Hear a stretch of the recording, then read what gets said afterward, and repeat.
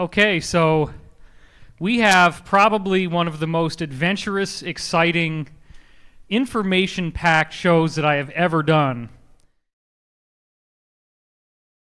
We have a very interesting new history that has come our way as a result of information that is leaked to us from people working for what is called the SSP, or Secret Space Program. Now, what is that? The Secret Space Program is why nobody went back to the moon since like 1970. That's a long time. Oh, well, yeah, been there, done that. Don't need to go back. We figured it all out. We know there's moon dust up there. It's all good. No. I want to welcome you to an idea. I want you to give this idea a habitat in your mind. Because with the idea comes freedom from the stricture of ignorance that has been deliberately put upon you by those who do not wish their control to be usurped. Boy, those are a lot of SAT words. The Secret Space Program is what happened as a result of things like the Nazis developing flying saucer technology in the 1930s, which came about in part through the work of Victor Schauberger. You probably have heard of him before, since you're all a very educated audience. It came about through a liaison that was created telepathically with extraterrestrials through the Vril Society. People like Maria Orsich channeled these Anunnaki beings, and there was, in fact, one of my insiders told me, a very credible insider, and I have over a dozen of them who are really good, that there was a meeting in the Himalayas in about 1936 with these Anunnaki, and that a treaty with what became the Nazis was signed. And there was a technology exchange and an information exchange that allowed the Nazis to achieve anti-gravity spacecraft that actually worked. And pretty quickly, once you have anti-gravity spacecraft, what else you're going to have is the ability to travel outside the Earth and go take a look around. Now, here's one of the really, really cool things that we find out that you're going to hear in this talk, is that our solar system had some very, very interesting people come through a long time ago. About 5 million years ago is their estimate. And they really built it out. There is a whole amazing amount of ancient technology in our solar system. There are build-outs all over the place. And one of the things that I like to do, and I take this very seriously, I joke about it, but this is serious, I am deliberately disclosing things that could get me killed in front of this audience so that once it's out, it's out. You'll notice I did not announce that I was going to do this until this morning on my website, because these people work fast. Okay, so I do believe that the information I'm going to put here could get me in trouble, but I also believe that you need to know the truth, and that's more important than my physical safety. Thank you.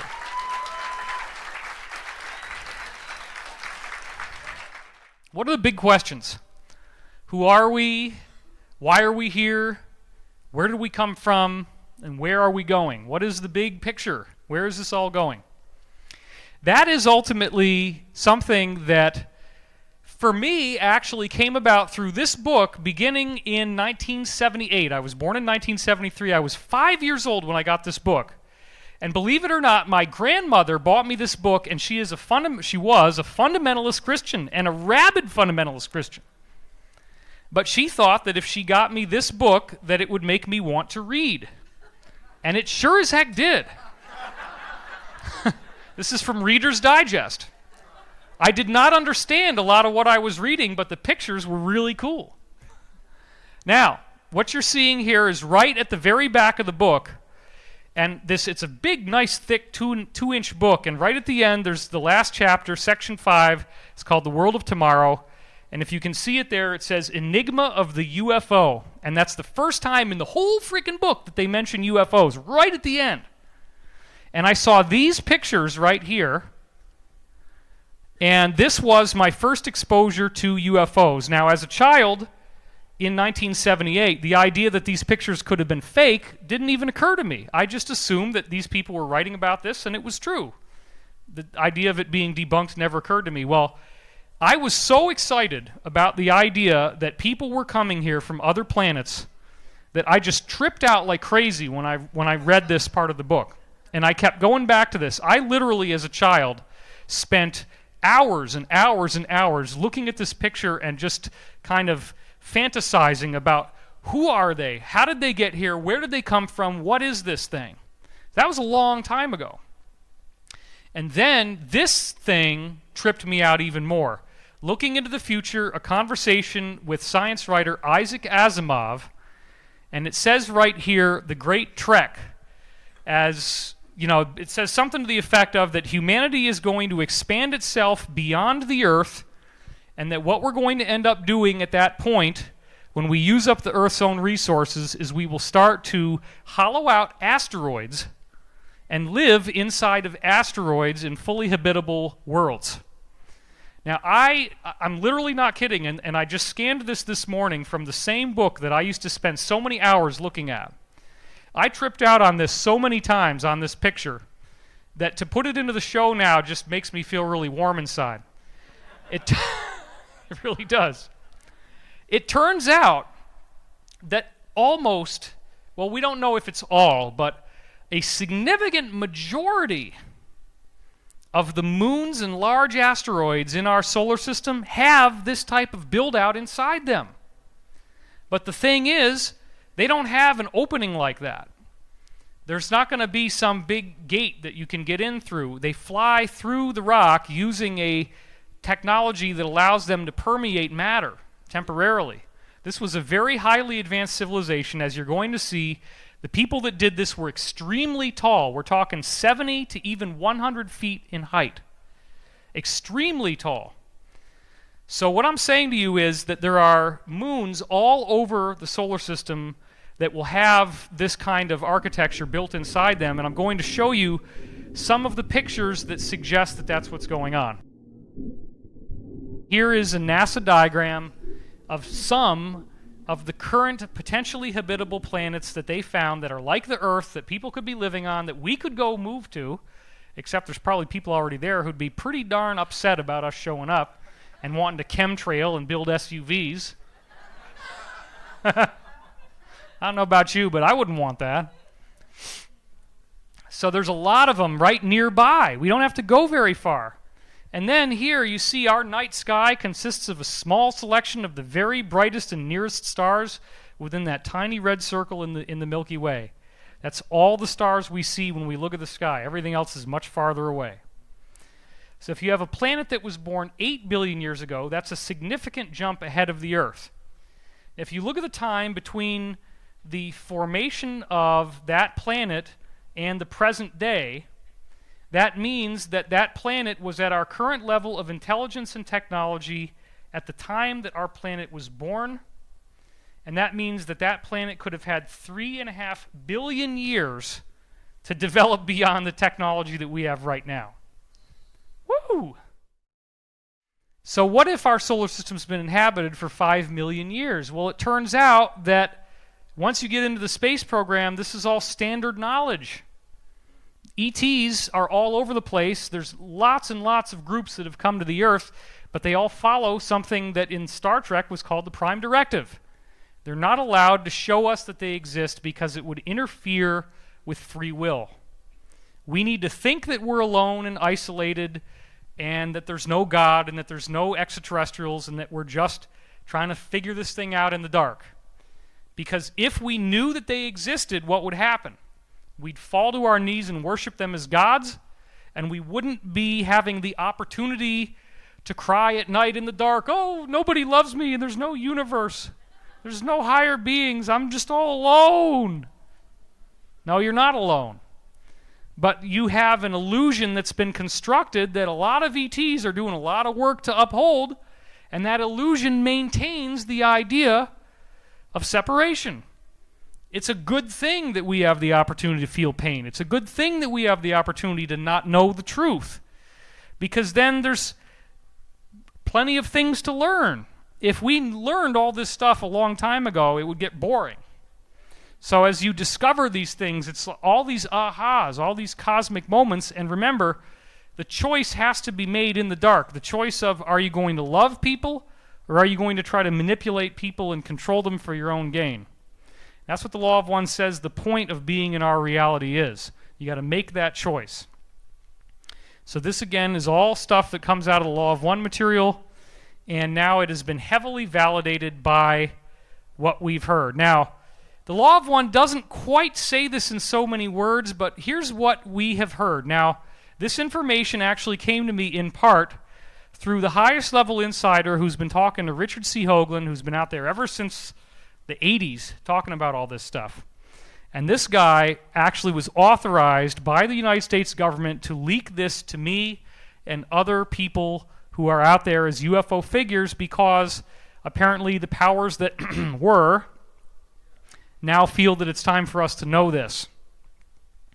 And I've taken the ball and run with it. And then after he gave me all this information, these two brand new insiders from the space program showed up, and between them and all of their friends, I got a lot more than what Hoagland's insider was willing to give me. So here's the story from Hoagland's insider, who's been talking to Hoagland ever since he showed up in the 80s.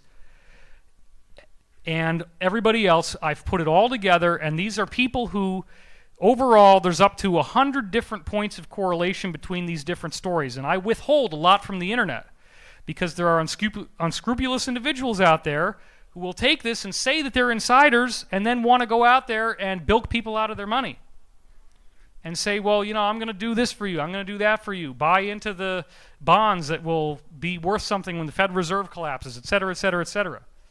So I have to withhold a lot of stuff, because otherwise everybody's going to say they know it, and how can I vet people out? So I've vetted out these guys, and I've not released most of what they said. This is a big new data download, and so we're going to look from here on out and see how many people all of a sudden know all the things that I just told you tonight. Right? That's going to be a telling clue of whether they're real or not. They suddenly change the story. What do we find out? We find out that because of the unique nurturing energy that's in our solar system, this is used as a sort of a rehab colony for negative groups.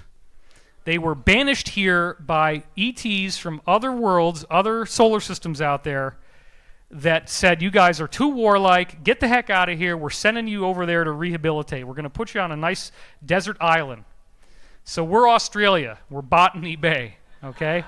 Our solar system was a prison colony. Now they didn't, the good beings that did this didn't think of it that way, but the people who got sent here had a lot of enemies, and they pissed a lot of people off. Now, these original people had spent many, many, many millennia in space.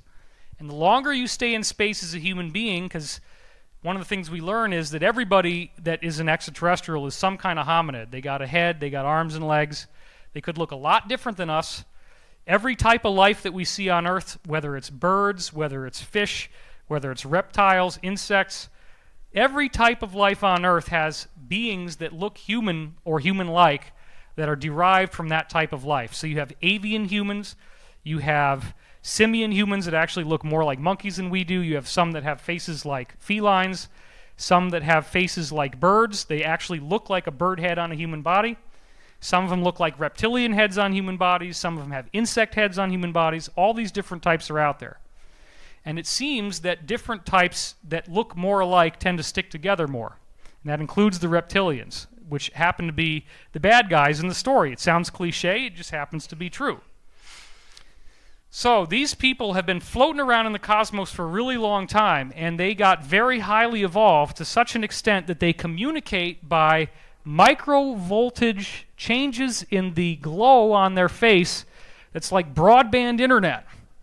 So they can communicate much faster than speaking. And that's why for people like us to try to talk to these guys, it's almost impossible.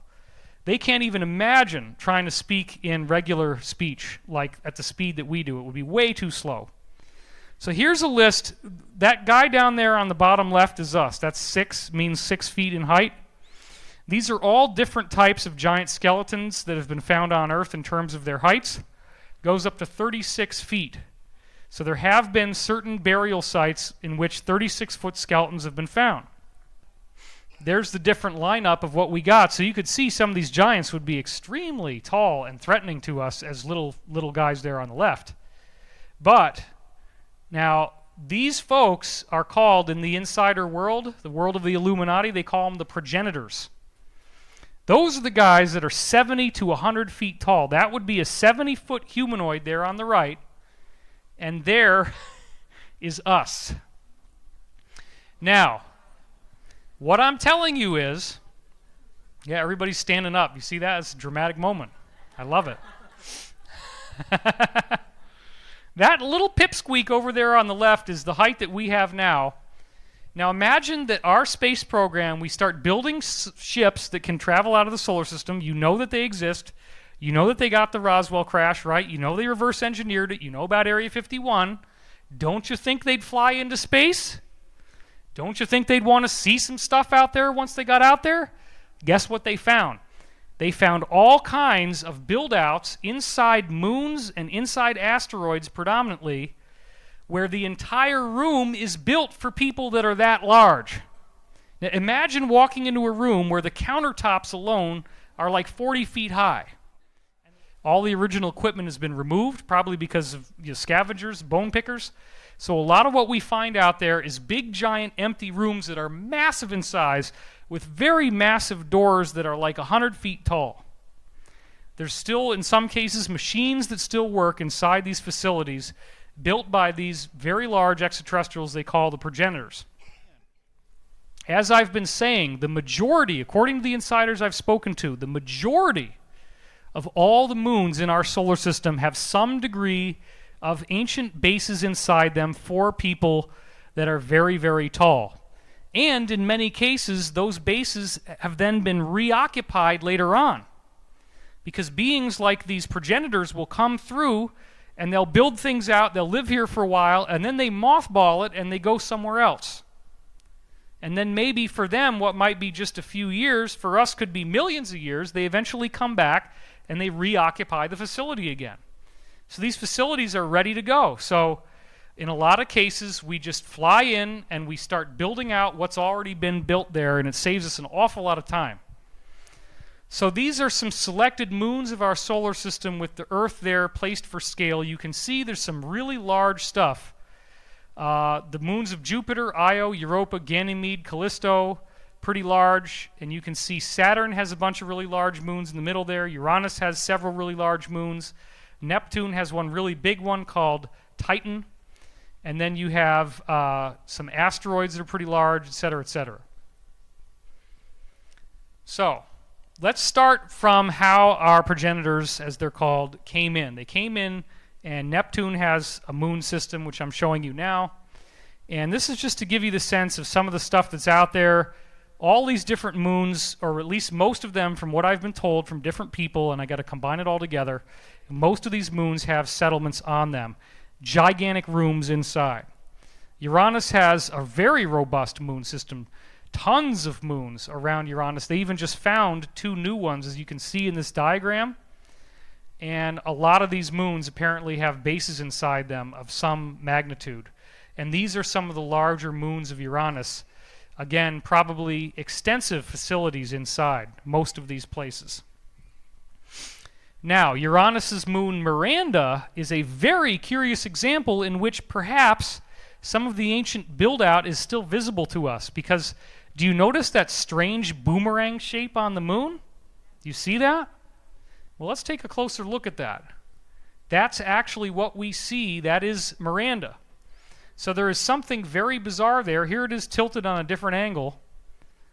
Now, this looks like it could, that is a ridge or an escarpment that you're seeing there on the left. It's the tallest ridge in the solar system of any of the moons. There's a clear geometric structure there, which you can see based on the triangles that I put in on the right. Now, is it possible that we are seeing the underlying geometric structure that was built inside this moon, and that over the millennia, as the dust has gotten worn off by asteroid collisions, we're starting to see the superstructure that's hidden inside? And also over here we see very clear geometric shapes. Again, why wouldn't they build a geodesic inside? Now this is what I've been told by one of the insiders, one of the original insiders, was that some of these moons, the entire inside has an atmosphere.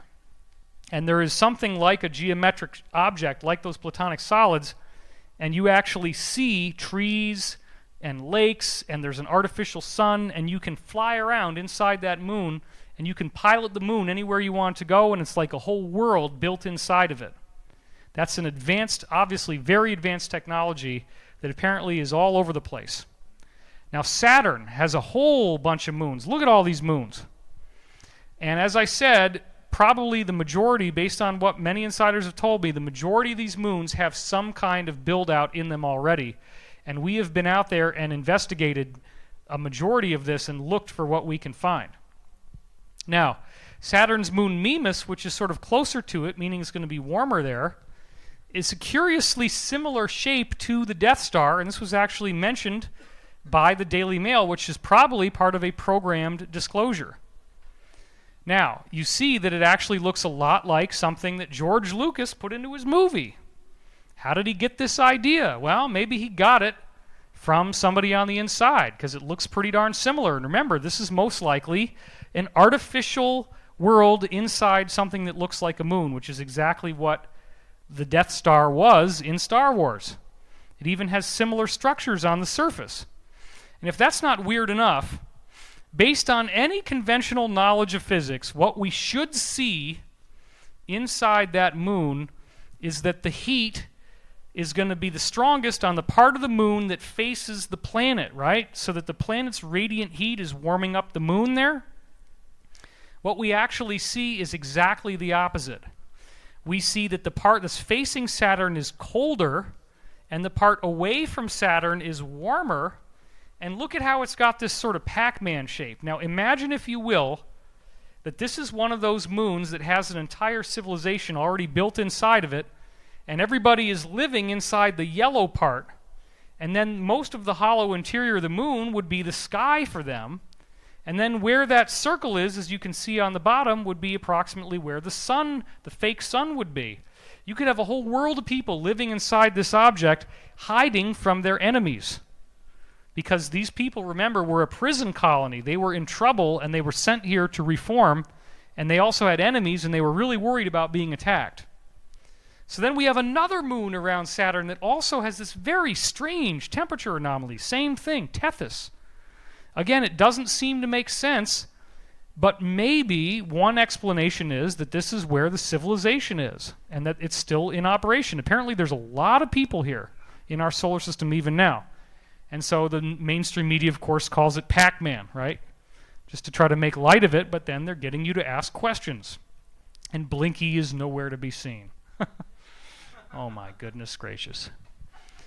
Now, also around Saturn, we have Enceladus, and this also is a very, very curious thing. Now, on the left, we're going to come back to this in a little while, is a weird square that's on the moon.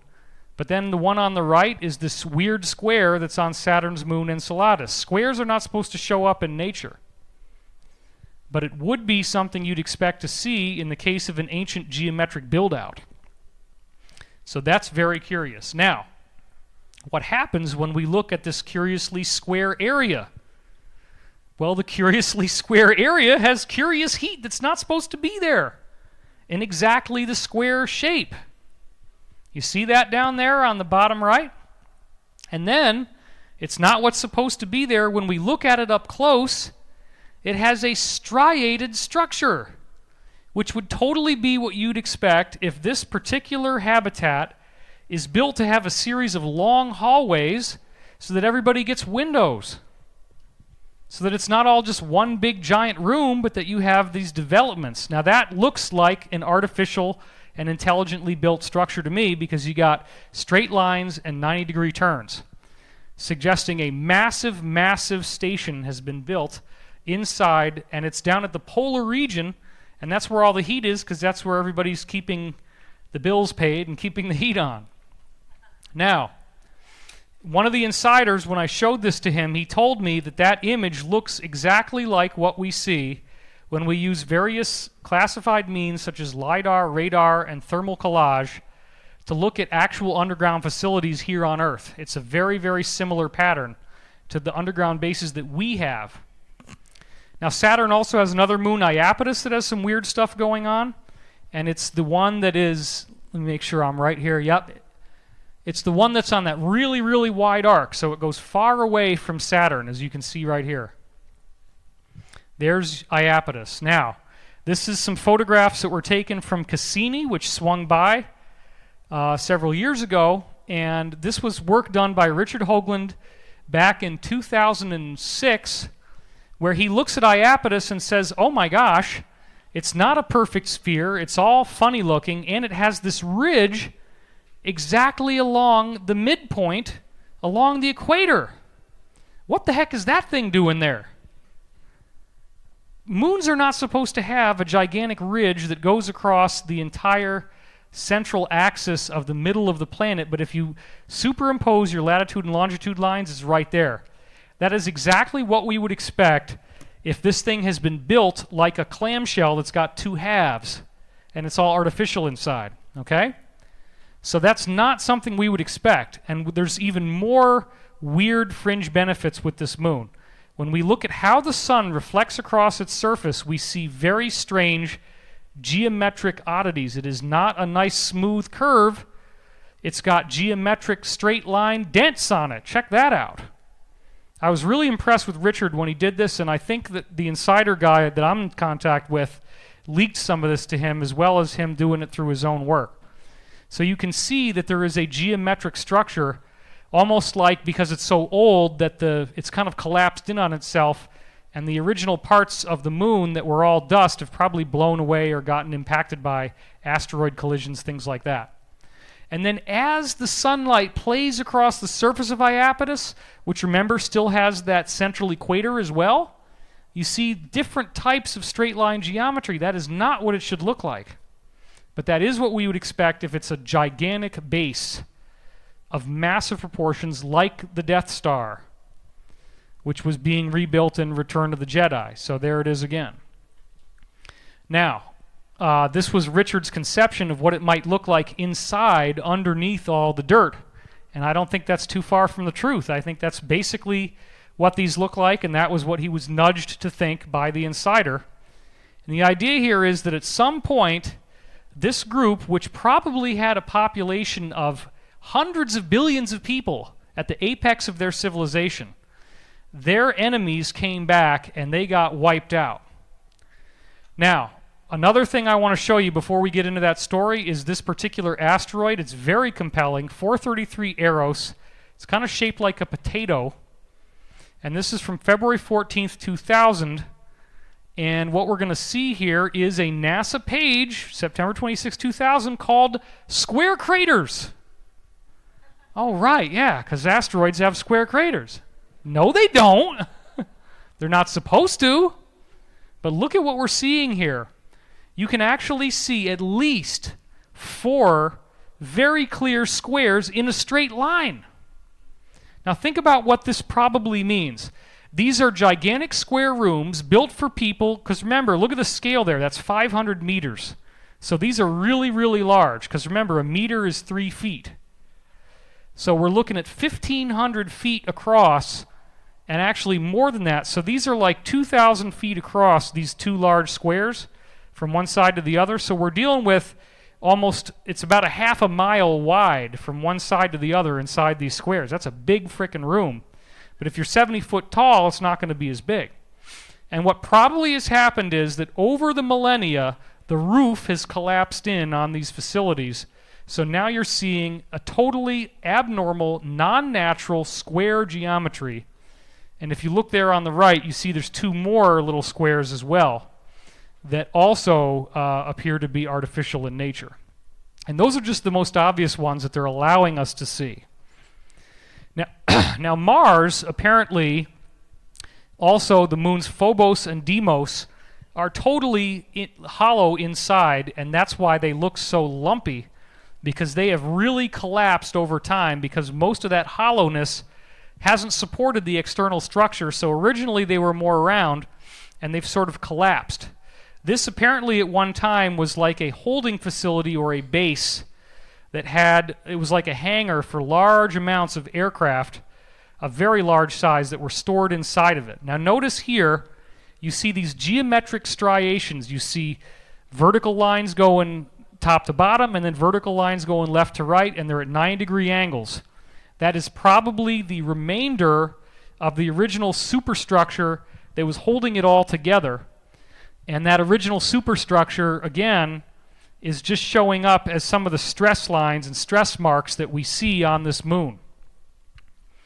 So you can kind of see now the 9-degree angles of the original, the ribbing. These are the original supports that were built inside before it shrank.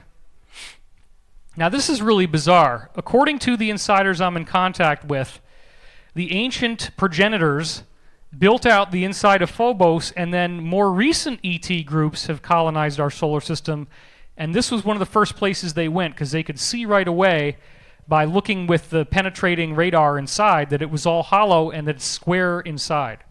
And in fact, European Space Agency, ESA, had found that same data through some of their space probes, and they told Richard Hoagland, they leaked it to him before they went public with it, and then of course the whole story got silenced and suppressed, and you never heard about it again.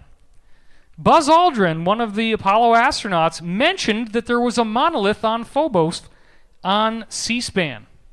And this is a shot from that actual clip. I'm not going to play it here, but you can watch it on YouTube. And he says, what if we go back to Phobos and try to find out what this thing is? Well, there it is down there on the bottom. Look at the long shadow that this thing is casting. That shouldn't be there. And this is Efren Palermo, one of Hoagland's old associates, showing how this monolith would have been casting that shadow. And this was his drawing of, or actually a mock-up, a photograph of what he thinks it originally must look like. Now, again, what we've heard from insiders is that this was something built by newer groups that were a lot shorter than 70 feet tall that came in and used that as a basic door that they could find to try to get inside the thing. This was where they would land and where they had their equipment and so forth. And probably has it's like a whole skyscraper type of thing they built on there with all different rooms and stuff inside of it. I don't think it really looks like this. It's probably a lot more technological. And of course, this brings us to the infamous monuments of Mars, which appear to be some of the survivors of what we're going to see became the asteroid belt. And after that, which was originally a planet, that's one of the things everybody on the inside tells you, is there was a super Earth in our solar system. Now, some people call it Electra, some people call it Tiamat. That's the two different names for it I've heard from the space program. After this planet exploded, and we'll get to that in a minute, the survivors apparently settled on Mars. And Mars had been largely damaged because Mars was an Earth-like moon orbiting this super Earth, but it still had enough ocean and atmosphere left that it could be lived on, predominantly through underground bases, and they were able to rebuild it for a while and built up a civilization. Now, this is the original picture from NASA frame 35A16, I believe it is, or 35A73, that shows what appears to be a face, and this has been widely attacked, but as you can see here, it clearly is casting a shadow. It looks very much like a face with a headdress on it. And then, as this is one of Hoagland's, he just basically cropped around the original NASA photograph. You see the face over there on the right, which very much looks like a face, and then on the left, we have this whole crazy-looking city of things that look very much like pyramids. Now let's take a closer look at that. That, to me, is very much not a natural formation. So this is the result of people building pyramids, and then as I showed you in the previous slide, the face is right over there, right where the sun sets. So they could watch the sunset over this monument, which is probably a monument to one of their leaders. So in 1998, Mark Carlotto did a geometric projection from the side where you can actually see really clearly the huge structure of that face, which, again, is very obviously an intelligently built structure, and then you got this city of pyramids, and then notice what you got over there on the bottom right. There is another pyramid down there that's actually 5-sided. You can see it here in this picture, not very well, but it's right down there in the middle. So let's take a look at that one now. That's what it looks like from the top view, And that's what it looks like from the side. Again, this object, they estimate, is 1.5 miles wide. It's enormous. And it's big enough that it could potentially hold 1 billion people inside. It's a very, very large facility that probably originally was quite a beautiful glass-like structure.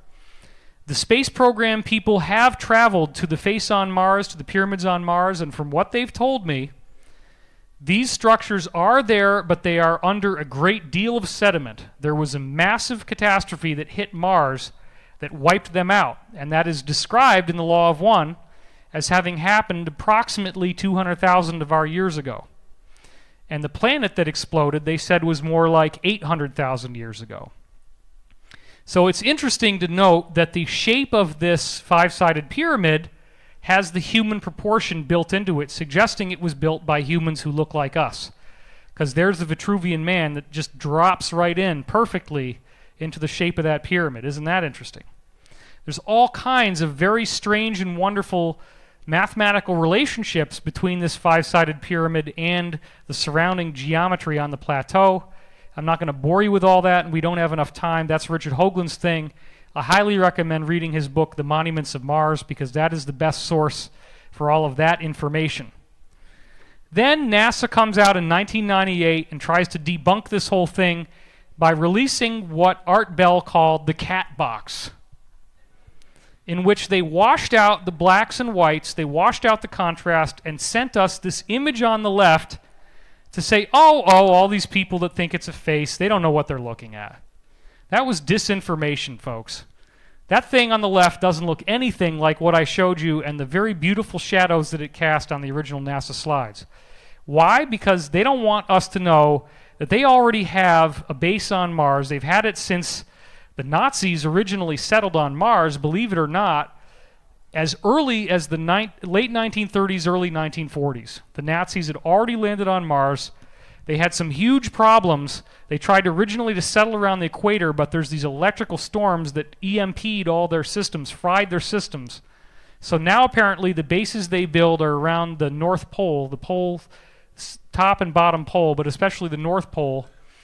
And they have a facility there on Mars that has 200,000 personnel. And only 10,000 of those people are actually born on Earth. And it's apparently expanding very rapidly from what I've been hearing. So one of our earlier space program insiders, Henry Deacon, talked about this Mars city that they've got up there, which is one of the basic places that people end up going if you go into the space program. Now, this is an enhanced image to show the contrast, but what we see here are these glass tubes, which may be lava tubes, but they're probably the result of intelligent construction for what would amount to underground trains, because this civilization was an underground civilization they built after the surface of Mars had been largely destroyed in the explosion. They had a lot of facilities already there. The explosion probably blew up some of them, and they built more. And then they built the face and pyramids and actually recolonized the surface of the planet. So these do look like glass, and that would be what we'd expect to see if they had gigantic underground boring machines that bored their way through all that material. So this civilization, this renegade group we call the progenitors, according to the military insider, Richard Hoagland's top insider, this military group, the progenitor people were on the run. They were criminals, and they were sent to our solar system. This was their place of refuge and escape. And they colonized our fourth planet, which is Electra or Tiamat. And this planet was where they grew to ultimately at least 100 billion people, and probably a lot more than that. They were all in the 70 to 100 foot tall range. They're very large, and a larger planet supports a larger body, so this all makes sense. So Mars would have been a much smaller moon compared to the size of this planet. Now, again, it was originally a moon, and then after the planet, it probably had some settlement. Well, the big planet was settled, and then after the big planet totally exploded, some of the settlers on Mars survived. So that might be the size of Mars compared to the original super Earth. It was very large. So Tiamat or Electra exploded, and here's the thing. our Earth's moon was the crown jewel of their entire collection. The moon was actually an ancient build-out. I have been told by almost everybody who's a space program insider across the board, the entire interior of our moon, all the way around, 360 degrees in every direction, 20 to 50 miles deep, and it's all hollow, and it's all loaded with rooms for these 70-foot tall progenitor people inside. The whole interior of the moon. That trips me out. So there was a last-minute effort to flee inside the moon. Apparently, billions of them managed to get in at the last minute, but the moon, even so, was heavily damaged as they fled. They could drive the moon away from the damage, but the problem is there were chunks of their original planet, which we now call asteroids, flying around everywhere, and they were getting hit. Boom, boom, boom, boom, boom. So they took a lot of damage, and a lot of that ancient base inside was destroyed. The moon was heavily damaged on the inside. There were bodies everywhere. It was horrible. They lost a lot of their technology. This is one of the things we've heard, is that after the moon went out there, they resettled on Mars, and they got shorter. Their height starts to drop. So this appears to be when they go down to about the 36-foot range and lower.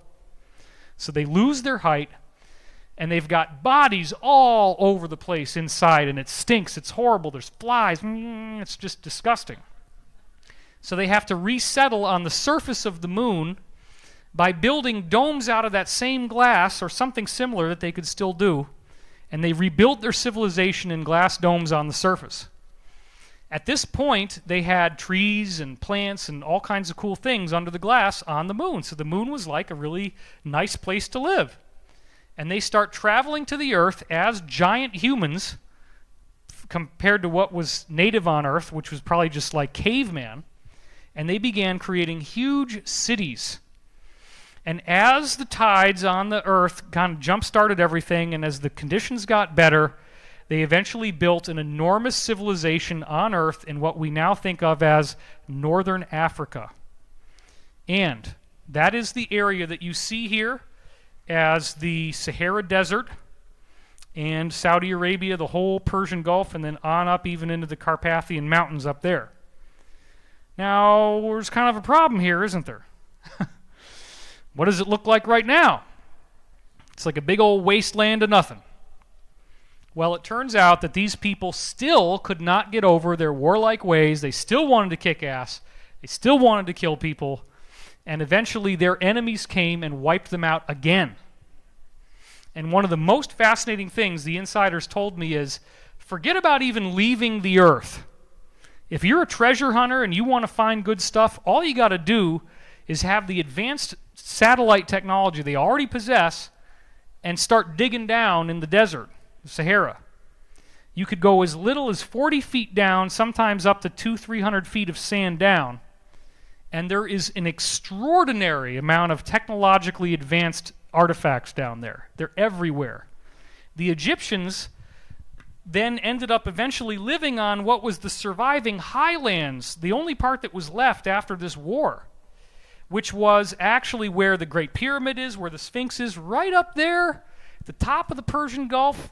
Right up there between Saudi Arabia and Africa, that little tiny part was the highest area, and that's where civilization clung to. Now, these people obviously got blown up. This is what I was told, and apparently they still survived. Some of their descendants still survived, and they've been keeping themselves a secret. So a lot of this stuff about the moon is stuff they don't want us to know because they're still afraid that they're going to be isolated and attacked.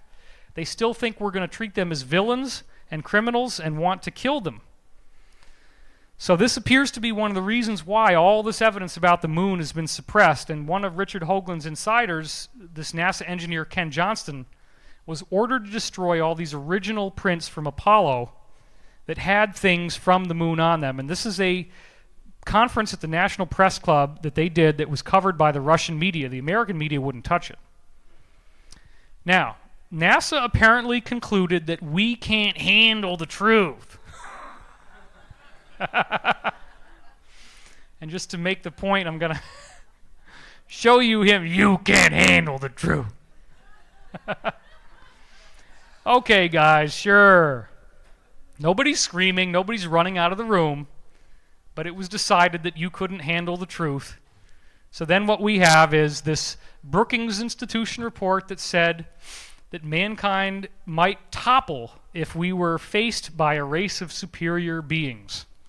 So they felt that we couldn't be told because our civilization and our way of life would collapse. Now, one of the coolest things that Ken Johnston found out, and other researchers that came after him, was that NASA apparently used frame 4822 to store multiple versions of the same image. And when you ordered 4822, usually it came out black, but what this guy Alex Cook started to do is he starts to order multiple copies of 4822. And apparently whoever was in the records room at NASA hadn't been vetted out on the idea that there's multiple versions of 4822 and was never told not to send them out.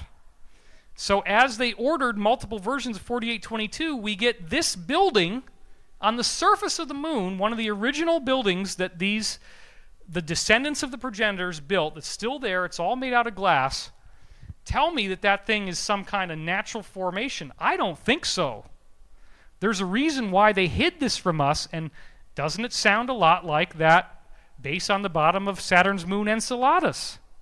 Notice again, I said that there was that ribbed pattern on the base, and then we see something looking pretty darn similar to that on the surface of the moon, probably made out of glass. Now, the insiders in the space program who I've talked to have said that there are all kinds of glass ruins still on the moon, and they leave them intact so that people can go out and visit them and be reminded of these wars that they had millennia ago so that they won't keep making war with each other.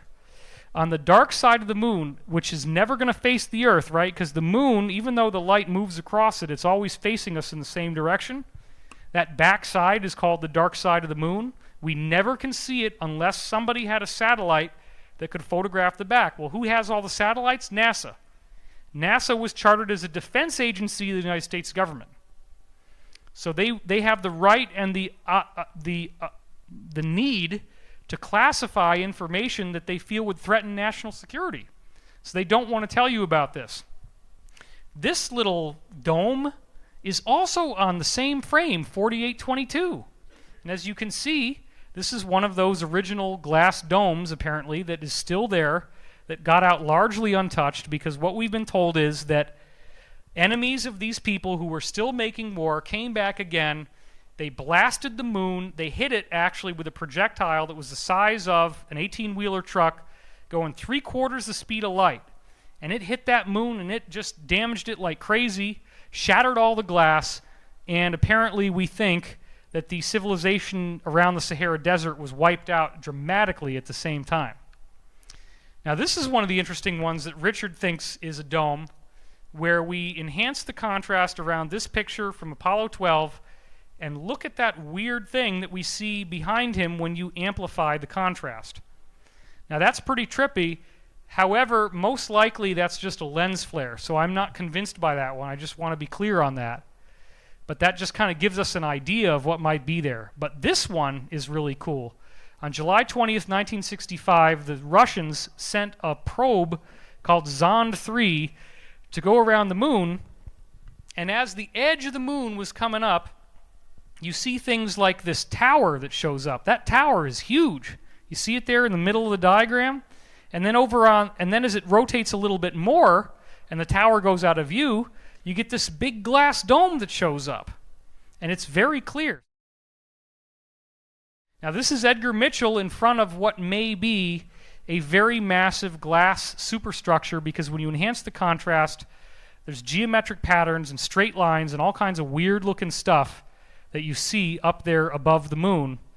And especially as you see these different enhancements, and this is a paper I co-authored with Richard to commemorate him being picked up by the Russian media, you can see that it is very glass-like, especially on the bottom right. And you can see some of the facets inside the glass. Very, very interesting.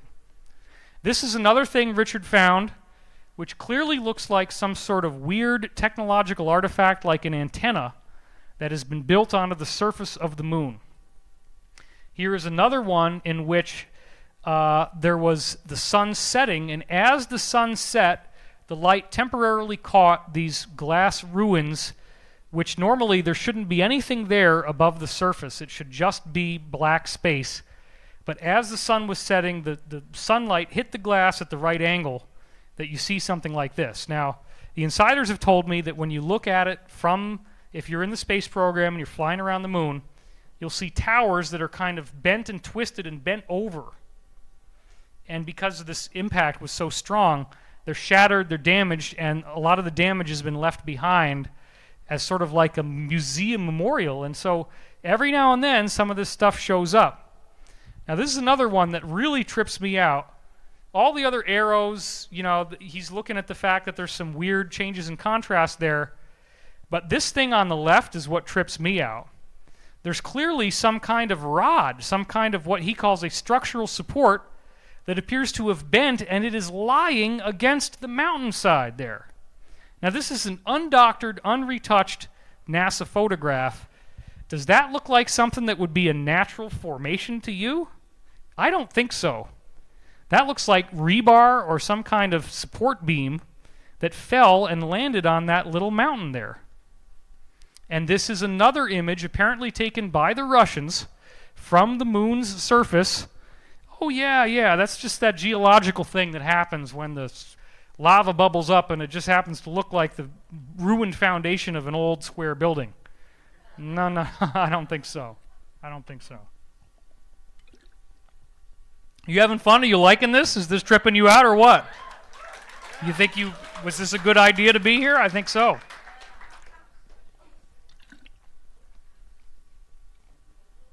All right. Now, this is the grand poobah of all of it right here. The largest plane on the moon is not an impact crater. Now here it says in the Nature Science Journal, gravity data suggest flats of volcanic basalt formed from tectonic stretching, which is a lot of gobbledygook to explain that there is a gigantic frickin' square made out of the craters that we see every time we look at the moon. When you look at it, you see that if you tilt it a little bit different from where we see it on Earth, you got the man on the moon there, he's got the big head, and then he's got that little trail of him throwing toys into his bag, right? That's what they always used to call it in the astronomy magazines I had. He's throwing toys into his bag, but the toy path over the top of his head there is actually the top of a square. And so what we're seeing here, and there's the Space.com calls it a strikingly geometric shape hidden on the surface of the moon. That's that red box. That's a square. That's the angle of the moon as we see it from Earth. And they've known this, obviously, because they've been sending people up to the moon ever since at least Apollo and Mercury. Now they decide to tell us 40 years later? Why did they wait so long? You can't handle the truth, right? Well, now they think you can.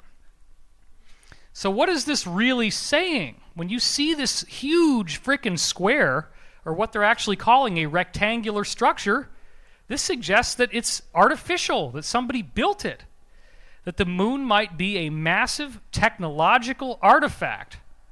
And look at that. I mean, that diagram right there, you see the square so clearly. It's just so obvious. Just like, as I said, these square craters on Eros 433, same thing. So that square literally covers a huge portion of the moon's entire surface, and it may be the exposed substructure of what is inside the moon. As the dust gets blown off, it may be that it's almost like a balloon, and as craters hit the moon, they're bouncing off of this thing, kicking the dust up, and now what you see is the seas or the mares is the remaining superstructure once all the dust has been cleared away. And it definitely shows us the square shape in the underlying geometry that it was made from. So we were only told, humanity was only told, that the moon has a gigantic geometric shape, a perfect square, as of October 1st, 2014. So it seems that somebody is doing disclosure deliberately and getting us to know things. And so this is the shattered leftovers, like you're seeing here as the sun is setting on the horizon. The shattered leftovers of the glass that still can be seen. The entire northern third of Africa was completely wiped out in the blast. leaving behind what we now call the Sahara Desert. You dig down 40 to 300 feet, and there's all kinds of toys there. Now notice, this is the only part of the earth that looks like that. Do you see that? It's this big, huge desert. Like everything else has been undisturbed, and probably if you waited another 500,000 years or something, it's going to come back. But this is only about, we estimate, based on multiple insiders I've talked to and trying to thread it with what was said in the Edgar Cayce readings and what was said in the Law of One, it appears that this happened 50,000 years ago. That this was the first big Atlantis on Earth that was wiped out 50,000 years ago, which both books, both the Edgar Cayce readings and the Law of One, point to a major, major war around that time that took place. As I said, the highlands of the original civilization was Egypt, and so they then built out stuff over what was originally there. So the Sphinx appears to be a recarving of an older monument, and the Great Pyramid is built on a big, big ridge of rock underneath. So as I said before, there's tons of technological artifacts under there, 30 to 400. I have to change that data based on new information. And the Egyptian priesthood went around and found some of these old books from people who were out there in our solar system were losing light. That's kind of interesting. So maybe they're trying to tell me something, that we're running out of time here. How much time do we have? We're actually 9 minutes past where we would be. Anyway. Yeah, we got more to do. So So what we find out is that the Library of Alexandria in Egypt was the storehouse for all these archaeological expeditions they were doing, finding these books that were made out of pages of almost unbreakable material, like made out of something like Kevlar. And that the books were then stored in the Library of Alexandria, which once it was invaded by the Romans, they did a false flag, and they burned only things like census documents and tax forms and kept all the good stuff and brought it to, guess where? The Vatican Library. So one of my oldest insiders, Dr. Pete Peterson, was invited to go to the Vatican Library and allowed to read some of these old books, and he said that some of them had like barcodes on them, and all it was digital looking code on every page. Some of them had very elaborate images of spaceships and space stations and bases inside moons and all this stuff. And the Egyptian priests had been able to translate some of this stuff, and so there were also books of translations in ancient Egyptian language and Greek and Roman, things like this, of what the actual original books said. So the books tend to have a solid color on them, like you'll have a blue cover or a red cover that's all leather. The books tend to have a buckle on them, so you actually can buckle it like your pants to keep it closed. And again, most of the pages are kind of like an off-white color, and they're made of some kind of indestructible material. There's also a whole series of books that are made out of metallic plates that have engravings on them. So this is something that's being kept in the Vatican Library. They don't want us to know because it has the history of these people. Now, if you hear about the Illuminati, if you watch the movie Eyes Wide Shut, you hear about something called the Saturn cult and the Festival of Saturnalia. Why? Because these people trace themselves back to the progenitors who had originally settled on Saturn. So if you look in Eyes Wide Shut, when they're all wearing the masks, they do this dance where they go around in a circle, and that emulates the rings of Saturn orbiting. Because they trace themselves as the descendants of Saturn, and they believe that they're different from the rest of us, that they have extraterrestrial DNA that made them the gods. And that kind of is segueing into the next part of our talk. So there were a very small number of survivors when the moon was blown up, and they got out with only, apparently the story is, the moon was so badly hit that only a few of their damaged spacecraft got out, and their civilization on Earth was almost completely wiped out, so just a small number of them made it, and they crash-landed on Earth. And they then interbred with humans, which they were specifically warned not to do, and this created what we call, in the book of Enoch, the fallen angels. Their offspring, their children most likely, the hybrids of their own form, which was about 36 feet tall, and native people on Earth, became these 12 to 13 foot tall, red-headed, white-skinned humans. And white skin was not normal for the earth. And this is preserved in a book that the Vatican did not want you to read, that wasn't even found until the 1800s, but it's very old. It's as old as the book of Genesis, called the Book of Enoch. It's a very, very important text. And I'm going to be doing a lot more about this as I go on, probably writing it into my books. The Scottish explorer James Bruce discovered several copies of it in Ethiopia in 1773. It was translated in 1821, and Jesus quotes from this book in the New Testament, so he obviously thought it was pretty important. The key chapters are chapters 1 through 36, called the Book of the Watchers, and it says that this man, Enoch, was Noah's grandfather, and that he lived for 365 years, so he was some kind of extraterrestrial. Enoch acts as a messenger for what appear to be benevolent extraterrestrials who had threatened these people on Earth, the Watchers, with total destruction that became Noah's flood. But before the flood, before their civilization was wiped out again, because we're now talking about 12,000 years ago, the big Atlantean flood, they used Enoch as a messenger to kind of cut a deal with the good guys, the benevolent ETs, and say, would you please not destroy us? In this book, the Book of Enoch, it says that there was only 200 of them that descended. They became the fallen angels. Lucifer was one of the fallen angels, interestingly enough. He was the leader. The insiders I've spoken to have said it's probably a lot more than 200, that they had interbred here for some time. They had huge population numbers again, and this event, Noah's flood, completely wiped them out. It says in 7:5-6 that they were cannibals. They began eating us, and they begged God for forgiveness in 13:4, and they were turned down, obviously. And then a great flood was created to cleanse the earth of these so-called Watchers, which they're still pissed off about and still punishing us for all these years later. Because we, i.e. non-extraterrestrial humans, were God's chosen, and they were the fallen angels, the cast-outs. So now they feel like they need to get revenge on us, and that we are the wicked and they are the just. And what does the Bible say? That the money will be taken from the wicked and given to the just. Well, that's how they justify the economic redistribution that they've done with things like the Federal Reserve, the IMF, the World Bank, and the Bank for International Settlements. Now you see why I wanted to leak this all on stage at once. Okay? Stuff like this. But some of these people never died out completely. In fact, they've been around up until very recently in some cases. Let's look at the example of Easter Island. Jacob Roggeveen and C.F. Behrens, two Dutch explorers, visited there on Easter Island, first people from the West to get there, 1722. And when they got there, they saw 12-foot-tall white men with red hair that had long earlobes, just like you see in the sculptures. And then they were peacefully coexisting with the natives that were called Hanau Monoko. So you have these two different groups, Hanau Epe and Hanau Momoko.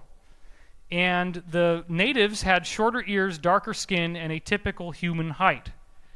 So these giants actually spoke to the explorers. Apparently something happened afterwards where they were removed. And this brings us to a very interesting and highly controversial thing. It's probably going to get me in a lot of trouble, which is the subject of stasis beings. What the heck are stasis beings? Apparently some of the oldest people who got to the earth, and this may be the progenitors, we don't really know. They had a very advanced crystal technology, and they left these crystal artifacts all around the interior of the earth, deep, deep underground, in underground bases and things like that, in some cases natural caverns. You have these crystals that in some cases will glow with a blue light, and they can actually effectively create a time bubble where time basically stops inside the bubble. So you can then get inside this bubble when you activate the crystal properly, and there's obviously some kind of like a timer so you can get set up properly and then wait for the time bubble to kick on, and then the time bubble essentially keeps you so that you only experience like a few weeks, but it could be thousands of years on Earth. Now, there are apparently at least a dozen different stasis being areas around the Earth, as well as others where the crystals collapsed and didn't work. One of these stasis being chambers was found in Ohio, and I have now called it the Illuminati Disneyland. The reason why I say this is that you go into this, there's a river in Ohio apparently, there's a mouth down at the bottom, a big cave opening, you go in there, you walk in a long way, and then eventually what you see is a room that's about 60 to 100 feet tall, it's a dome, it's got black tar painted around the inside, and in the middle are 3 sarcophagi that are in kind of a Y shape around this thing in the middle that's a big crystal hanging on these supports with 4 poles, 4 pillars. The crystal is glowing, and there's some kind of time bubble that you can't get through. It has like a gravitational field. So they had to climb up the side and build like a scaffolding so they could look down and see what was inside these sarcophagi. And what did they see? They saw apparently perfectly preserved giant humans who were around 12 feet tall, 3 of them, all males with red hair, long beards, and, of course, still in stasis and still sleeping. Yes, and here's the crazy part. All these Illuminati guys were going to see it, and they were writing their names on the side of the cave to kind of like tag it, you know, like graffiti. And the name that a lot of people at the higher levels hear, the most notable name on that wall, guess who it was? Abraham Lincoln. Abraham Lincoln saw the stasis beings at Illuminati Disneyland. Now imagine the power of being in this group where you are told that you are the descendants of these gods, and you can go to a site like this that has a clearly advanced technology. For people in the 1700s or the 1800s, they didn't have anything like a glowing light. They didn't even have electric light. They just had fire. You have this glowing crystal suspended with these weird like wires or something hanging off of these 4 posts in the middle, and these people in sarcophagi that are giants with red hair, and they're still sleeping, and they look like they could come back to life. So this is where the Illuminati legend came into play, that, hey, these are our ancestors. These are our own family members. And the curious part is that different stasis chambers have been found all over the earth, and in the different areas we find different types of humanoid extraterrestrials. They're not all the same. So it seems like multiple different groups found these time crystals and built stasis chambers, and the belief also is that the crystals are programmed to end their stasis as this energetic activation takes place in our solar system. So the Illuminati belief also is that as we get to the end of the cycle, these beings will reawaken, and that is the return of their gods. So it's a great story that they've obviously gotten really invested in. And some of this information appears to now be leaked because we have things like this. This video appears to be taken from one of these types of extraterrestrial visitors. I'm going to show you the video now. He's in this weird being. Look at the eyes. It's got some kind of coins on his eyes. This is from Russia.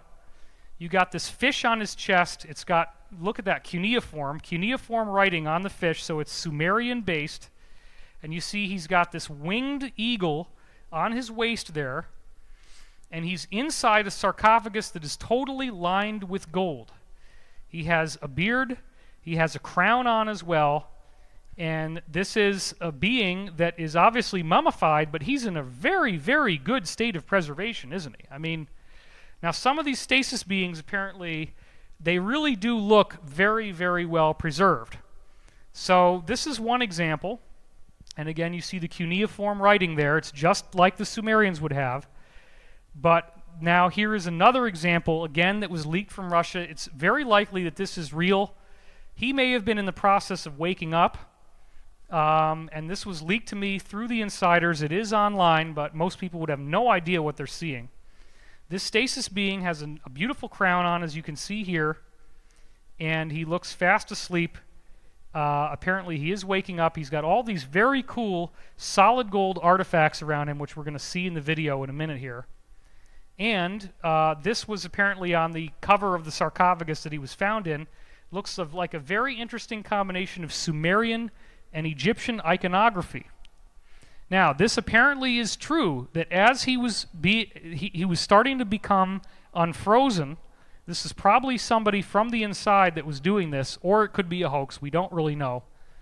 but he appears to have longer hair on his chest than we do, and his body is still soft, and it looks like flesh.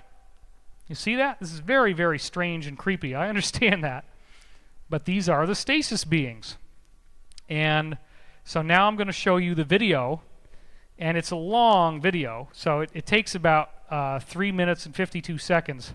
So we're not going to watch the entire thing. But I want to just check this out with you. So here's some of the Egyptian. You see that? It looks like an Egyptian pharaoh, like a female pharaoh there. And now you see they have the newspaper held up against his body for comparison. You can see there's this gold stuff over there on the left. And then look at all these statues that you got there. You got this weird-looking guy on the left there with two serpents, one on either side of his shoulders. And he seems like he's got a strange face. You have this Egyptian pharaoh-looking woman coming out of a jar there. There's the guy with the funny face. Notice he has an elongated skull. You see the elongated skull on that guy there? And we're seeing that he's got a very long beard with nice brown hair. He's got this very lush golden crown that has curious shapes and curious structures on it. Here's the Arabic newspaper, and notice there's Sumerian cuneiform again on that gold plate that the newspaper has been put on top of. So now we're seeing it coming up from a different angle. You can see the top of the sarcophagus there. You can see he's got an image of the sun on his headdress. Now this has leaked a few places online, but hardly anybody knows what they're looking at. I did have somebody send me this video before I knew what it was. I said, I don't know. But now I've been told this is almost certainly something that's genuine. Notice the date of the video is 2002. It's nothing new. So this has been held on reserve for a long time, and yet we're only now hearing about it 13 years later.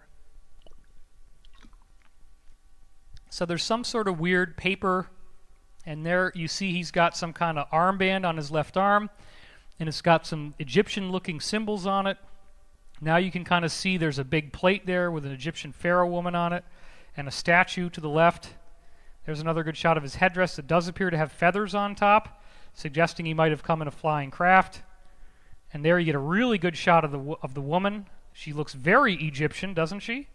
And yet this is not supposed to be where the Egyptians were. So this is some very curious stuff. And again, can't really make out. Oh, it looks like there's a bird of fire on there, the phoenix on that one. Now they again zoom in close on the Arabic newspaper. You see the Sumerian cuneiform on the metallic plate that's been put over his chest, the symbol of the sun there. Here's another shot of the metallic plate taken from a side angle and his chest. And it goes on from there. So you've kind of seen the whole interior now, so we'll just keep on going. So here's my bad joke of the night. We're going to give you a giant anthropology lesson. Oh, man. Okay, so you saw there was a lot of Sumerian-looking stuff. Well, the Sumerians appeared to be quite giant, and this is where the Anunnaki story comes from. Here you have Inanna, and notice that she's got her foot on a lion, and the lion is a 9-foot cat. So you're looking at a 12 to 13-foot tall human here. No, she doesn't look reptilian. She has a human face, but that lion is dwarfed by her. Then you have this guy on the throne, and the guys on the left are dwarfed by him. Again, suggesting that the original people who were here, who were apparently cannibals in the Book of the Watchers, were giants. Now, a lot of times on the old Egyptian walls, you see depictions of different types of humanoids, including humanoids with bird heads. These beings apparently are real, and they're called the avians. There are certain types of ETs that do have bird heads. They don't really look like that. This appears to be an oral legend, not based on eyewitness sightings, but there are actually people that have those bird heads out there. Notice, of course, here that in this temple, look at the height of the doorway. You see the people walking in? You see how much that dwarfs them? That would be perfect for these Anunnaki gods to show up. Now, the original Egyptian god Osiris apparently was very tall, had green skin, had an elongated skull that you see on that hat, and next to the Sphinx he built this stone structure, the Osirian, as you see right here, which is made out of huge blocks, some of which are 100 tons. Notice that he is pictured with some of these people that have like the bird heads. There's an avian there on the right. You got a guy that looks like a native there who has brown skin. Then you have a woman on the left who looks really a lot shorter than Osiris. She's only about half his height compared to him sitting on that throne. And notice again he has the elongated skull. So that's one of the original pharaohs, and over time as they stay on Earth, the Earth's energy fields get to them and they lose their height. That's one of the first things that apparently happens. But for the most part, they retain the elongated skull. So Akhenaten, 15th dynasty now, so 15 generations after Osiris, they've gotten a lot shorter. He lost the green skin, but he's still got the incredible skull. This is a sculpture of Akhenaten. And notice that his hat actually looks like the edge of a UFO, suggesting that he came in a craft that was aerodynamic like that. Very interesting headdress. This is his wife, Nefertiti, drawn with an elongated skull. Another shot, apparently, of Nefertiti or one of their kids, maybe Ramses. Here's another shot of Nefertiti with the elongated skull. You'll see this happens over and over again. And then what do? They call this an artistic style. This is their daughter, Meritaten. Now, do you really think that if a guy was commissioned to do a royal sculpture and he screwed up the way your head looks this much, and he cuts off all your hair, and he doubles the length of your cranium to create this weird, superhuman-looking monstrosity, if that wasn't the way they really looked, do you think he would have gotten out of that room alive? No, you're seeing it, and the Illuminati laugh at you.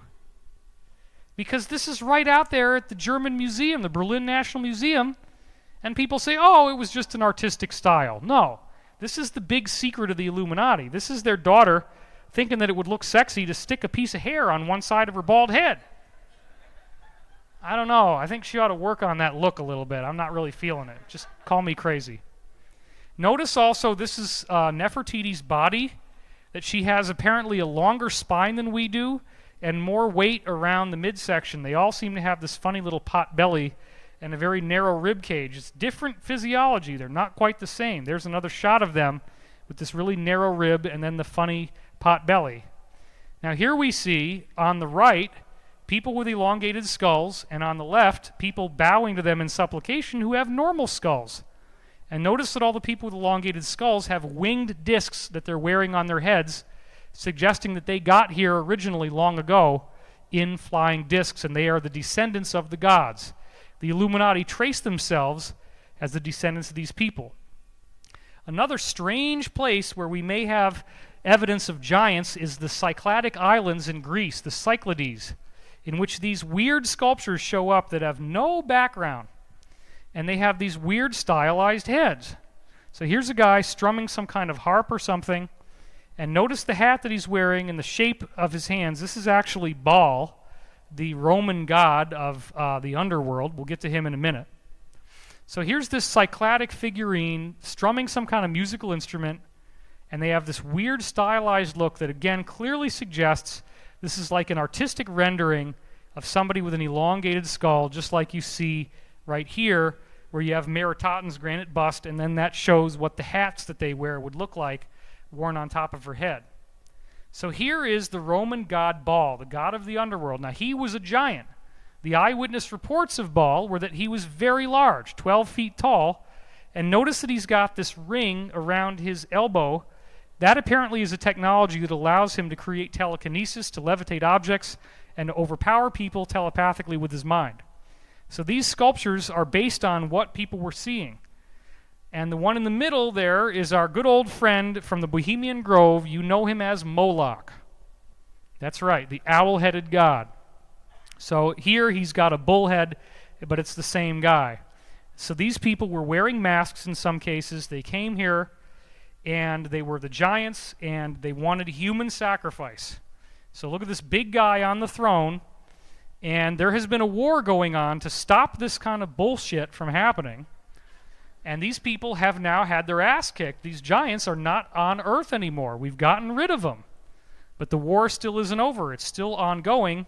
And apparently these giants, these Anunnaki, are still working through our governments and still trying to win this war that they now know they cannot win because it's too late for them. Once this solar system change happens, it's all over. So here's a few more images of this very giant warlord, this evil god that wanted human sacrifice, Baal. And you can see that in every image he has this weird elongated skull, just like you see with the Egyptian pharaohs. Now some of the good guys appear to be the ones from the Indian tradition. We have blue skin. Humans don't have blue skin, at least not here. The Maya have Quetzalcoatl, a white-skinned, bearded god where nobody else had white skin. The Japanese were civilized by these folks called the Dogu, who look very different from us. That's an understatement. Plus, they're wearing some really cool space uniform. The Dogon, interesting. In Africa, this is a sculpture of them. Don't those eyes look awful familiar? So there's been a lot of ETs that have showed up all over the planet. The Australians have the Wandjina. Oh, they got stuck with the bad end of the stick on that one, didn't they? We don't like those types. Let's get those out of here. Now I want to show you that in addition to these paintings and sculptures, we have actual skeletons. I'm not going to spend a lot of time on this. Most of these represent the long-aged descendants of the original giants when they've gotten down to our human height now, but they still retain the elongated skulls. Look at that skull in the middle. Look at how much larger that head is than the others. There's nothing natural about that. That is a totally different form. And that one on the left, they're trying to say that that's the result of head binding? Yeah. Yeah, right. Just tie some boards on your baby's head when he's born, and you're going to double or triple the height of his skull. Yeah, I'm not buying it. Something's going on here, folks, as you can see. These are the descendants of the giants, and this guy, Brian Forster, has been doing an amazing job of putting all this stuff together and finding new examples of these weird skulls. Now, even Discover magazine, Mainstream Science, wrote about these so-called Boskop skulls, in which they totally show the difference between a regular human skull and the Boskops, which would have a brain size twice ours, so the least intelligent of them would have a 300 IQ, and they describe how these skulls have been found all over the planet, and they say it appears to be some different type of human life. Here's another example of giant skulls, this time found in a place in Siberia called Omsk. The skulls were so abnormal, so weird and scary looking, that the guys who found them actually started crying and quit their jobs. And if you got a job in Russia, that's a darn good thing to have. So this is not something that normally would happen. But they were freaked out, because as you can see by the guy holding that in his hand, there's nothing normal about that skull at all. This was taken from a documentary on television about King Tut, the real King Tut, again looking and seeing an elongated skull. And this is actually a shot of people who still have elongated skulls, Boskop characteristics, in Africa. Certain tribes apparently still have the elongated skull, and it says it is censored. This is the only picture like it I could find. There's a little white box over her nipple that says censor, spelled S-E-N-S-O-R. Yeah, okay. I didn't do that. Okay, that's not me. Don't blame me. This is the only version of the picture I could find. And here's another one where the baby has got a very interesting hair, braided hair, going way, way up its skull. This is not normal. Now, this is 14th century Italian nobility. Remember, the Illuminati have said that they are the descendants of the giants. Turns out this bloodline, the D'Este bloodline, is the central root that connects to all the different European Illuminati families. And they come out of Rome. Well, let's take a look at a picture of these people who like to stay low and undercover, and notice if there's anything a little bit different about them. Whoa. Now you see why I wanted to leak all this on stage at once? I was looking at this picture at the airport, and I looked around at everybody's head I could find, just to see if anybody had that elongated skull at the airport. I couldn't find one dude or one woman that had this. Now, apparently, there's a lot of these types of people at the Vatican. They're called the Jesuits, and they wear those elongated hats at the Vatican, right?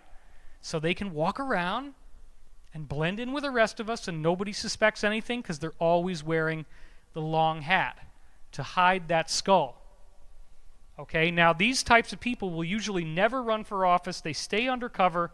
They stay in the background. We've had multiple insiders say that they have met with people who still have elongated skulls like this and are high-level insider Illuminatus people. And again, they look like the Egyptian pharaoh skulls, same type of thing. The Huns, the original Mongolian invaders that conquered as they went to the west, also seem to have these elongated skulls and were descendants of giants as well. Now here's a series of Italian coins that all very clearly show his elongated skull. Most likely he's wearing a wig and he's bald, just like she apparently was bald. You could see she had hardly any hair. And the hairline on his wig doesn't look that good. It's just kind of like a straight line. So they didn't put a lot of work into this. It was the 1400s. I mean, cut him a break. Right? So this is very unusual, but this was probably one of the last times these people came out in the open. So up until the 1700s, these giants were still walking around in America. And if you do some digging, the New York Times has some articles that show us these giant skeletons. November 21st, 1856, from the New York Times, we see the description of a skeleton that was found 10 feet 9 inches in length. December 25th, 1868, there was an expedition found in Minnesota by the Sank Rapids Water Power Company, and they were quarrying rock, and they found a 10-foot, 9.5-inch tall skeleton, and the bones alone weighed 364.25 pounds. And they say the body must have weighed at least 900 pounds, so this was a giant. New York Times, September 8th, 1871. Here it is right here. You can look this up. They're still available on the New York Times website. Said that they found giant skulls where the bone itself was nearly an inch thick. Pretty crazy. And the body was 8 or 9 feet tall. There's nobody like that here now, not even basketball players. New York Times, February 8th, 1876. As you can see right here. 3 skeletons were found nearly 9 feet in height in this one dig. Then we have August 10th, 1880. And in this one, we see that there were skeletons that were 11 feet 3 inches long when they were found. May 25th, 1882. This was a mound that was 60 feet in diameter and 12 feet high, in which they found giant skeletons inside. November 20th, and you're going to see this mound thing over and over again. There's lots of mounds that have been built in America. They've all been suppressed. We can hear a little bit about it, but the whole science has been erased by the descendants of the Cabal, Freemasons, Illuminati. They don't want you to know about this. But there's mounds all over America, specifically in Ohio, Wisconsin, West Virginia are some of the biggest places, on through Pennsylvania, even New York in some places, the New York State. So here we got November 20th, 1883. And in this case, they unearthed a 7-foot skeleton in a 50-foot mound. And May 5th, 1885, as you see right here, a small mound. Oh yeah, that was me working too fast. A small mound in Ohio with 4 huge skeletons, 7 to 8 feet tall, inside the mound, along with a whole bunch of cool things that it had included. So these giants, when they died, they'd bury themselves in these mounds, and we're now finding all these giant skeletons, and this is published in mainstream news. February 9th, 1890. Here again, this is in Pleasantville, New Jersey now. And what we see here is that they had a large mound with 8 bodies, 7 to 8 feet in height, and over 50 bodies in the mound altogether. You're probably starting to ask yourself, where the heck did all these skeletons go? Well, the Cabal created this thing called the Smithsonian Institution. And they say, oh, bring everything to the Smithsonian. We'll take care of it. It was the best false flag ever, because the Smithsonian got all of those things, and now it is illegal to own or to publicly display any giant skeletons because it's considered desecrating Native American ruins. So there's a law on the books that makes it illegal for you to ever have any of these on display. August 10th, 1891, the Wisconsin Mounds, elaborate systems of defensive works. August 10th, 1881. And they're talking here about the Fort Aztalan Pyramid Mounds in Wisconsin. There's 2 straight lines of mounds. Each straight line crosses over in an X pattern, and they go across 50 miles. So this suggests a great deal of intelligence behind the way they were being built. and it forms a great St. Andrew's cross. Well, St. Andrew's cross, for those of you who don't know, is the official flag of Scotland, and it is based on St. Andrew, who was crucified and killed on the cross and apparently did ascend, hence he became a saint. And for those in the audience who happen to be into BDSM, you may already know that BDSM practitioners love to get a beating on a St. Andrew's cross. So when I started Googling this up, I found lots and lots of pictures like this, and this was probably about the cleanest one I can show you. And by the way, he is wearing, what is that, SpongeBob SquarePants underwear? No, it's Scooby-Doo underwear. And he says on the blog post that his buttocks were completely purple after this young lady had lots of fun doing what she was doing. So he probably didn't want to sit down for a while, but I guess that was his enjoyment, so go figure. Why does he put stuff like this in his talk?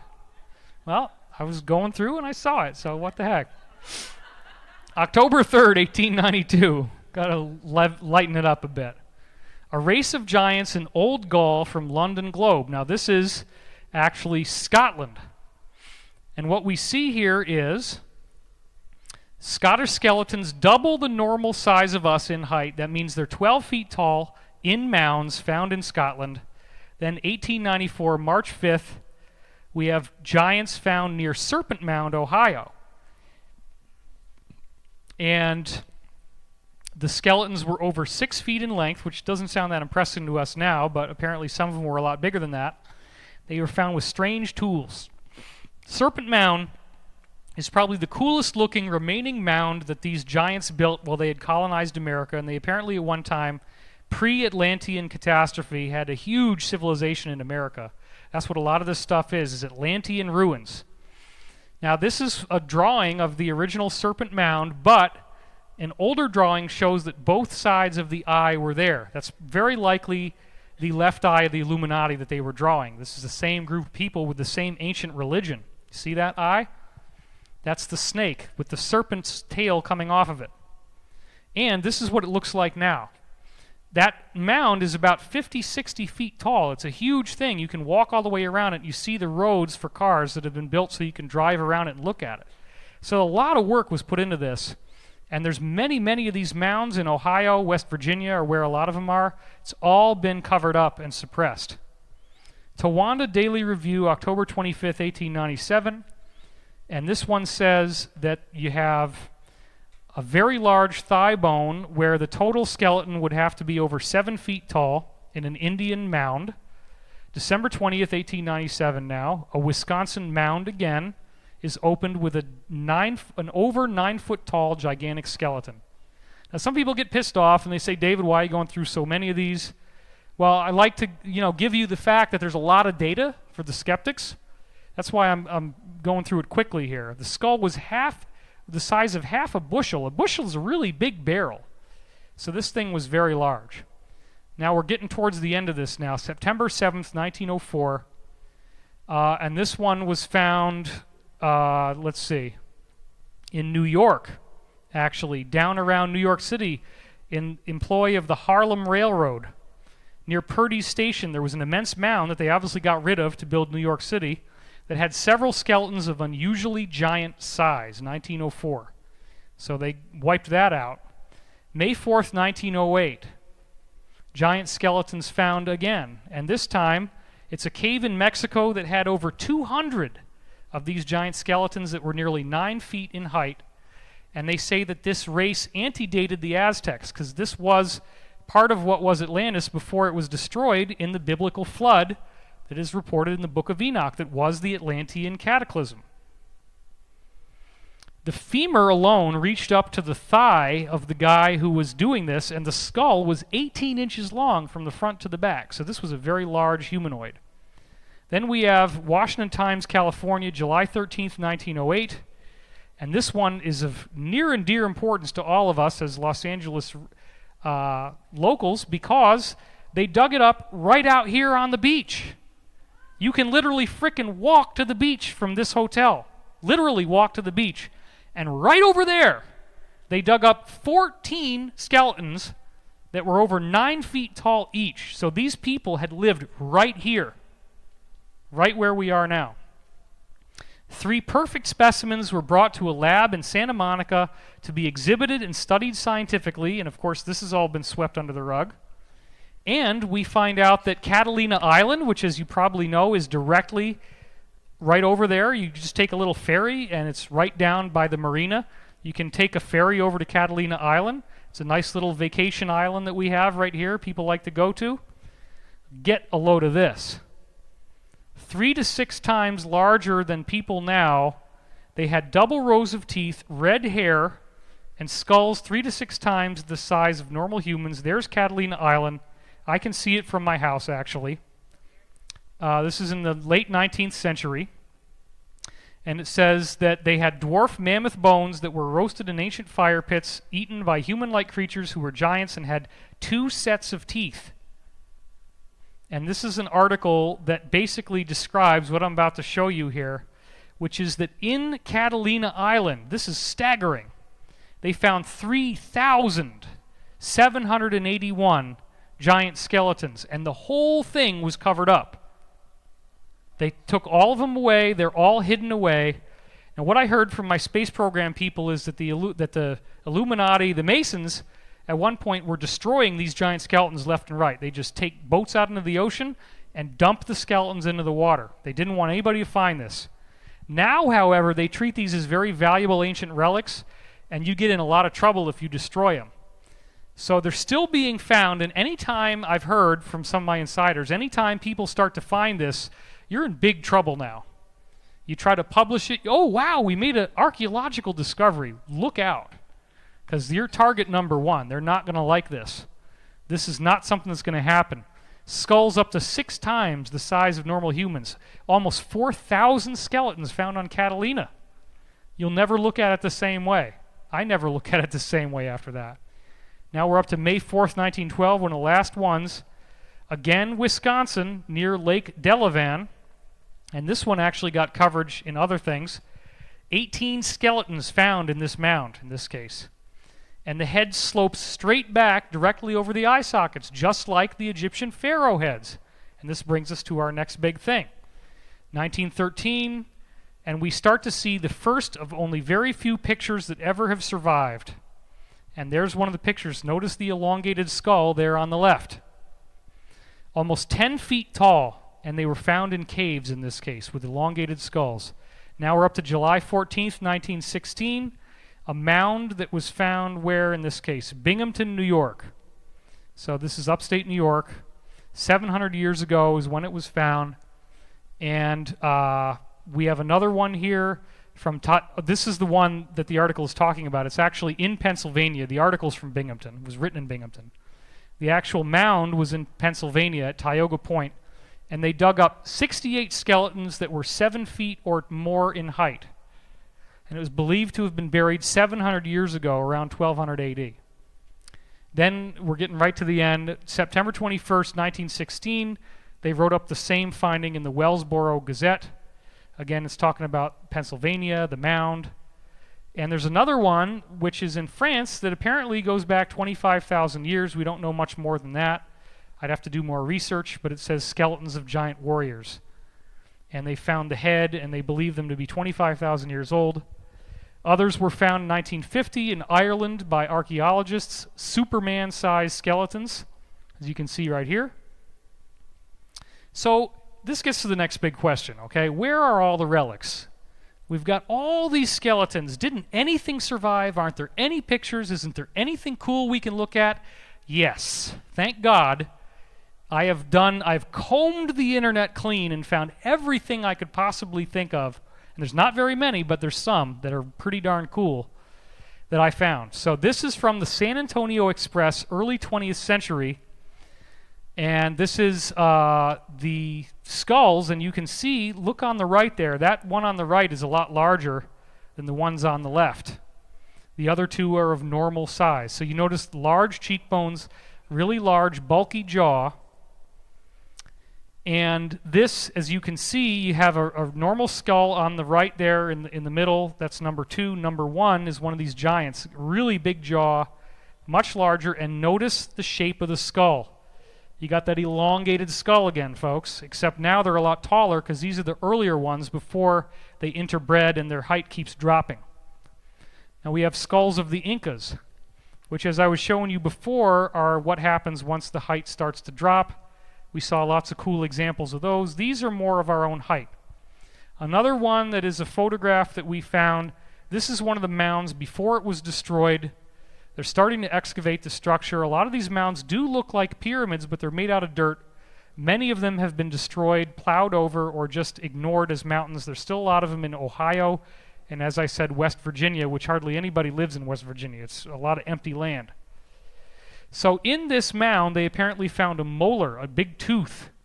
And this is the guy pointing to what they apparently proved was a molar. Look at how large that thing is compared to one of our teeth. That's pretty wild. This was the grave site in the mound that they found. This is a drawing of it that had a giant skeleton inside that enclave. Now, in South Africa, Michael Tellinger has been always showing us this giant footprint that he found. This is probably one of those 36-foot tall, one of the oldest ones to come here, way, way back when they had first driven the moon into Earth's orbit and they started to settle on Earth. That's probably the types that we're talking about, or maybe even before they really settled. Then we have Cleveland National Forest. Somebody found a footprint there from a giant human, obviously a lot larger. And of course, we have another footprint from Mount Blanco, Texas, with a nice picture of Coca-Cola, which, you know, if it was California, it would probably be green juice, but it's Texas. What do you expect? Very large footprint, which is totally to be expected. Now, we actually have some mummies that have been found. This one is Irish, 11 feet tall, that they put inside its own little sarcophagus. This apparently is a real image, and it's almost twice the height of us. Now, the Freemasons used to collect these and had galleries, and a couple of their pictures probably were originally held in private collections and then got leaked.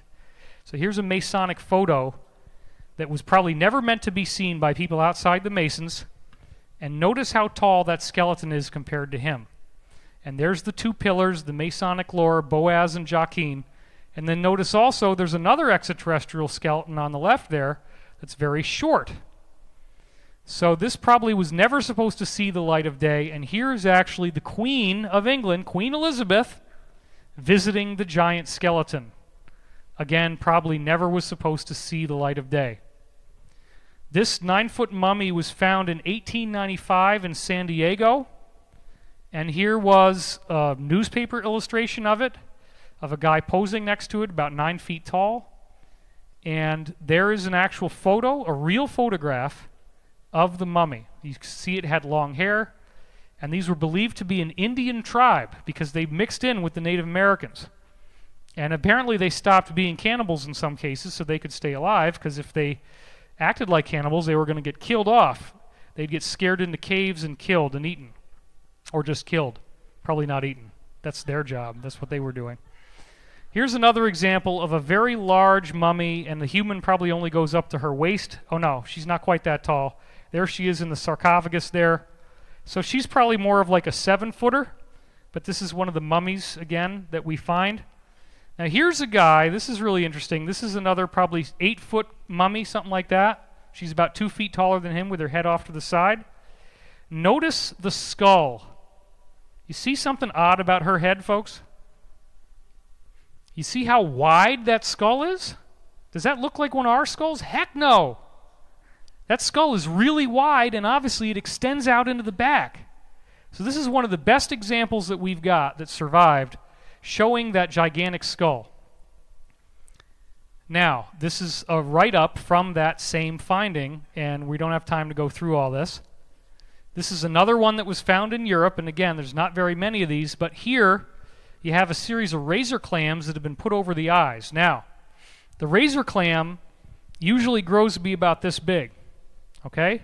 So if you understand that and you look at this, those eye sockets are literally about 5 inches tall. So this is a very large head that the razor clams just happen to give us a size reference for. Here's another one that was found in Oregon. Again, you can see this is probably based on some of the signs and the things. It looks like it's about double the size of anybody else's skull. All of the museums that have had these on display, they've all been contacted, they've all been silenced, they've all been threatened. Unfortunately, there's no place you can go to see the real thing anymore. And then this one is really bizarre. This was a guy who actually went to Egypt, and a grave robber in 1998 found a mummy of a truly gigantic human with green skin and just hacked the finger off and actually allowed this guy to film it, and he wanted to come back and buy it, but he wasn't able to do so. And so what you're going to see here is how frickin' large this finger is, because there is an Egyptian pound. It's actually bigger than a $20 bill. It's taller. So the whole finger is literally like about this long. So those hands would be huge. This has got to be one of those original Osiris-type 36-footers like the original Sumerian Anunnaki that this grave robber happened to find. Unfortunately, we never heard from him again. So, surprise, surprise. So here's another shot of Osiris, those types. Notice how much taller he is than the woman that is standing behind him. Sitting down, he's already the same height that she is, so standing up, he'd probably be almost twice as tall. That's probably one of those types. So again, here's the size comparison chart of the different types that have been found on Earth, going from 6 feet all the way up to 36 feet in height. And this is a reconstruction, another one of very few that have survived, of one of the femur bones that was found in one of these giant digs. This guy was around 14 to 16 feet tall, so that's a very unusual one, bigger than usual. But that's the first shot I ever found years ago of this kind of phenomenon. And this is also apparently real from a Middle Eastern dig of some of their original battle axes that the giants used to hold and carry. And this, believe it or not, is actually a diagram where every single one of those purple push pins is a different documented site. This is done by researchers that have compiled all this together. Every one of those purple dots is where one of these giant skeleton sites were found. So they had extensively colonized the Americas at one point. So I hope you can see that what we're dealing with here is a very fascinating investigation that is far-reaching in scope, that has huge implications for what's going on in today's world. And all of the things that I'm telling you are part of this long-term battle for the future of the human civilization. What are we going to do on Earth? Where are we going? This geometric energy that we're made from has been around the whole time, and there's lots and lots of different people out there in the cosmos. We are made to ascend. The Illuminati cabal claims to be the descendants of these giants that were extraterrestrials, and I've now charted out the whole history that's never before been presented to the public. What you have just seen here is the very first time that anybody outside of a small circle of elite has ever gotten to hear and see the information that I have just presented to you.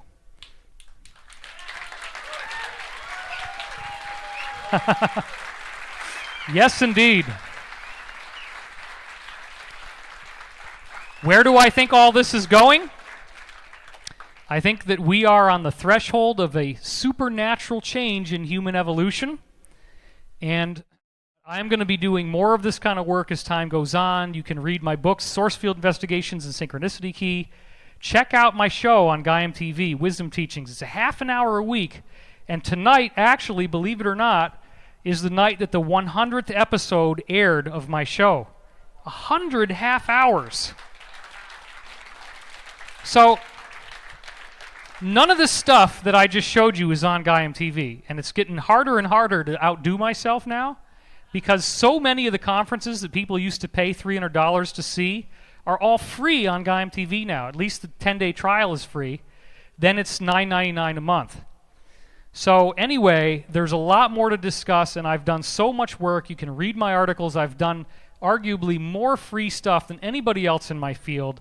There's a whole book on my website called Financial Tyranny, read by 1.5 million people, that's free, totally exposes the Illuminati, all the stuff they're doing with the financial system, and the subject of the ascension is really big. I want to thank all of you for coming here. This has been totally awesome. I'm still alive. We made it. Thanks, everybody. Thanks for being here. I really appreciate it. Thank you so much.